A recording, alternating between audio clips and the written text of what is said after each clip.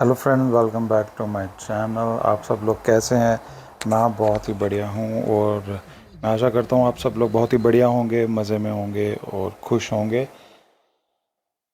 आज बहुत टाइम के बाद वीडियो डाल रहा हूं बिकॉज़ कुछ काम की वजह से बिज़ी हो गया था। बिल्कुल भी टाइम नहीं मिल पा रहा था वीडियो डालने का। कुछ वीडियोस बना के रखी हुई थी लेकिन वो डाल नहीं पा रहा था मैं बिकॉज़ एडिटिंग वगैरह करनी थी। सो आई थॉट कि आज एक वीडियो तो डाल देनी चाहिए बिकॉज़ अगर इतना इतना डिले होगा एक एक वीडियो में तो कैसे चलेगा भाई ये चैनल।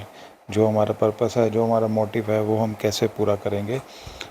आज हम जा रहे हैं साउथ दिल्ली मालवीय नगर। वहाँ पे एक मेरी क्लाइंट थी, आंटी थी, जिनका घर हमने रेनोवेट करना था पूरा का पूरा। लेकिन अब आंटी का विचार थोड़ा बदल गया है बिकॉज़ वहाँ पे जो आंटी अंकल रहते थे उनमें से अंकल की डेथ हो गई है।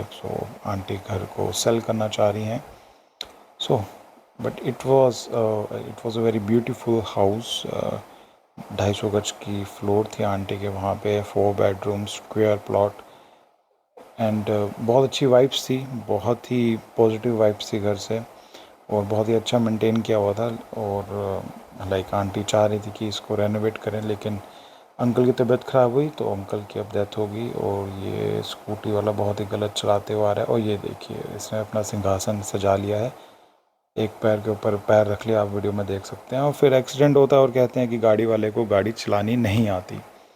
लेकिन क्या करें, दिल्ली में रहते हैं ऐसे अतरंगी लोग, हर समय सड़क पे मिलेंगे ही मिलेंगे। हमें गाड़ी अपने ध्यान से चलानी है। मैं कह रहा था कि आंटी का रेनोवेशन करना था घर का, लेकिन वो हो नहीं पाया। अब आंटी चाह रही हैं कि घर को सेल करना और एज ए फेयर डीलिंग उन्होंने हमसे रेनोवेट करवाना था, लेकिन वो नहीं करा पाए। तो उन्होंने हमें एक चांस दिया है कि आप अगर ये घर बिकवा सकते हो तो बिकवा दीजिए। हम वही देखने जा रहे हैं। घर तो एक्चुअली मैंने देखा हुआ है, but all I want to know about the paper work कि आंटी के पेपर्स क्या कह रहे हैं।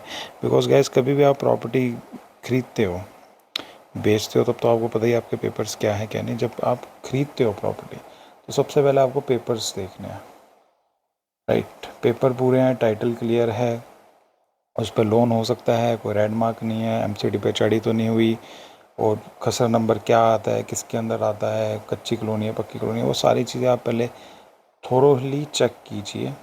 उसके बाद फिर आगे अपना डिमांड पूछिए कि वो कितने का बेचना चाहते हैं।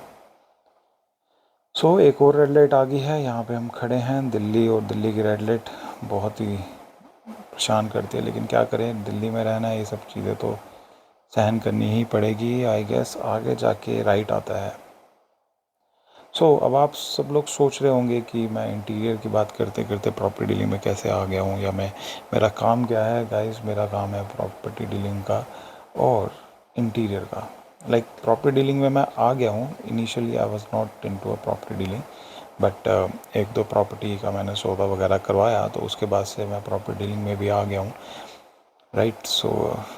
बट अगर आप इनिशियल स्टेज पे आप मुझसे पूछेंगे तो मेरा काम इंटीरियर डिज़ाइनिंग का है, जिसमें मैं मॉडलर किचन और वार्डरोब्स वगैरह बना के देता हूँ क्लाइंट्स को। जब मैं इस इंटीरियर डिज़ाइनिंग से जब मैं प्रॉपर्टी डीलिंग पे आया तो बहुत लोगों ने मुझे बोला कि यार तू क्यों लाइन चेंज कर रहा है, तू क्यों लाइन अपनी ऐड ऑन कर रहा है, तू दोनों चीज़ नहीं कर पाएगा, ये है वो है, इफ़ एंड बट कैसे मैनेज करेगा, टीम रखनी पड़ेगी, एक्सपेंसेस बढ़ जाएंगे, ऑफिस एक नया लेना पड़ेगा। मतलब कि बहुत लोगों की मिक्स्ड राय थी, लेकिन मैंने किसी की नहीं सुनी। बिकॉज़ मैंने एक वीडियो देखी थी गौर गोपाल दास जी की यूट्यूब पे, तो उन्होंने यही बोला कि समुंदर के किनारे एक लेडी बैठी होती है, उसका हस्बैंड स्विम करने जाता है, वो वहाँ पे डूब जाता है, तो लेडी समुंदर के किनारे की रेत पे लिख देती है कि समुंदर ने मेरे हस्बैंड को मार दिया, समुंदर हत्यारा है। और उसी से थोड़ी दूर एक मछुआरा जाता है वहाँ पे मछलियाँ पकड़ने, और मछलियाँ उसको बहुत अच्छी अच्छी मछलियाँ मिलती हैं, बहुत ज़्यादा मछलियाँ मिलती है। तो वो भी वापस से आके यही लिखता है कि रेत पे कि समुंदर मुझे पाल रहा है, समुंदर ने मुझे बहुत मछलियाँ दी यार, तो समुंदर मुझे पाल रहा है। और थोड़ा और आगे जाते हैं, वहाँ पे कुछ बच्चे खेल रहे होते हैं, तो वो बच्चे जब खेल रहे होते हैं तो वहाँ से उनकी चप्पल समुंदर की जो लहरें हैं वो बहा के ले जाती है समुंदर में। तो बच्चा लगता है कि समुंदर चोर है, उसने मेरी चप्पल चुराई है, राइट। वहीं एक बुज़ुर्ग अंकल होते हैं, अकेले होते हैं, वो सैर कर रहे होते हैं। तो वहाँ पे जब वो सैर कर रहे होते हैं उनको मोती मिलता है, तो वो देखते हैं, वो एज ए गिफ्ट समझते हैं समुद्र की तरफ से। तो वो रेत पे लिख देते हैं कि समुंदर ने मुझे गिफ्ट दिया, समुंदर ने मुझे वेलकम किया। वहीं एक लहर आती है समुंदर की बहुत बड़ी, वो सब जो लिखा हुआ है उसको मिटा के चली जाती है। सो इससे समझ में आता है कि लोग तो आपके बारे में बोलेंगे ही बोलेंगे, लोग तो बहुत कुछ बोलेंगे, लोग अच्छा ही बोलेंगे, लोग बुरा भी बोलेंगे। आपका काम उन सब चीज़ों से हट के, इग्नोर करके आपको आगे बढ़ना चाहिए। वो अच्छा बोल रहे हैं तब भी इट्स ओके, आप अच्छा बोलिए। बुरा बोल रहे हैं तब भी इट्स ओके। आपको उस चीज़ को मन पे नहीं लगाना। समुंदर को कुछ लोगों ने गलत बोला, उसको फ़र्क ही नहीं पड़ा। कुछ लोगों ने अच्छा बोला, उसको फिर भी फ़र्क नहीं पड़ा। सो हमें, अगर आप हमारी ज़िंदगी अच्छे से जीनी है तो हमें समुंदर जैसा बनना पड़ेगा। जो भी चीज़ें अपने अंदर ले लेनी है और भूल जाना, और अपने काम पे फोकस करना है। सो ये भैया आ गए हैं, मेरी गाड़ी लगवा रहे हैं। यहाँ पे गाड़ी पार्क होगी, एमसीडी की पार्किंग है, और यहाँ से एटलीस्ट 5-7 मिनट की वॉक है। वॉक करके हमें आंटी घर तक जाना पड़ेगा। सो गाइज़, बहुत अच्छा लगा मिलके आप सबसे बात करके। बहुत ही मज़ा आया बहुत टाइम के बाद। और मैं फिर से आपको सॉरी बोलना चाहूँगा, लेकिन अब वीडियोस रेगुलर आएंगी और आप सबसे बात होती रहेगी। तब तक के लिए शब्बा खैर, thank you for watching my video. और सब्सक्राइब कीजिए, लाइक कीजिए इस वीडियो को, और ज़्यादा से ज़्यादा व्यूज़ दीजिए। मिलते हैं अगली वीडियो पे, तब तक हम लोग बाय बाय।